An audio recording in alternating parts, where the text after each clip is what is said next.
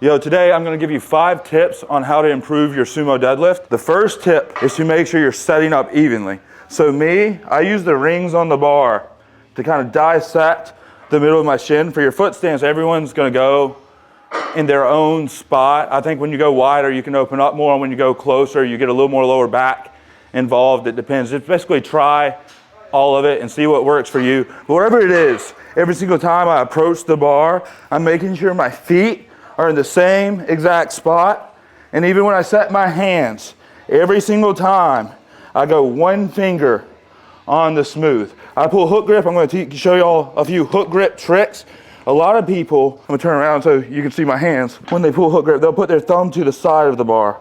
You don't want to do that. You want your thumb under the bar, not here where you're trying to grab on. Instead of trying to even get 3 fingers or having your hand across to get as much of your thumb as possible, just go here.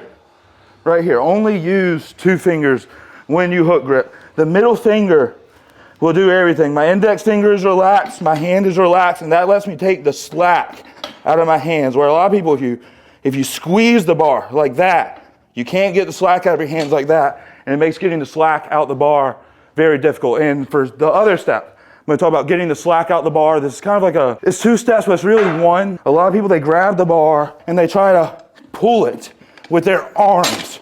Okay, well, it's not supposed to come off the ground, but they try to pull it with their arms, and they're tensing their upper back, their shoulders, and they're trying to do this. And if you look at my arms when I do that, my arm gets shorter.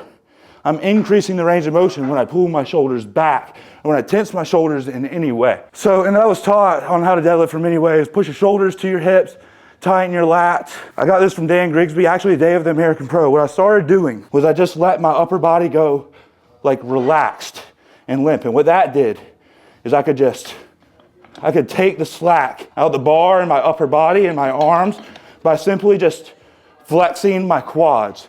If you watch my quad, that's what I'm doing. It's just, I'm leg pressing the slack out the bar, a leg extension to get the slack out, and from there, spread floor. But when I'm going from here to here, a lot of people don't understand what's happening. What I'm doing, I'm taking my feet and I'm trying to move the ground under my feet to under the plates. I'm almost twisting the heel and my entire foot to the plates. And what that does is it opens my groin up. That's what the spreading the floor means. So it's quad flex, spread floor to open up. And by the time you do that, if you do it all in sync, it should just float. Like I'm not even having to pull, it's just. So it's relaxed upper body, squeeze the middle finger, you flex your quad, and you spread the floor. And that's how you make the bar float. That's what pulling slack is. It's not actually pulling with your arms or setting your upper back. It's being relaxed in the upper body so that you can take the slack out of your upper body and let your legs and your back do the job. And the last tip, a lot of people, they have their head very forward and down in the sumo deadlift. What I try to do is not even necessarily head back. It's not like I'm trying to look up here. What I'm doing, I take my chin and I pack it back.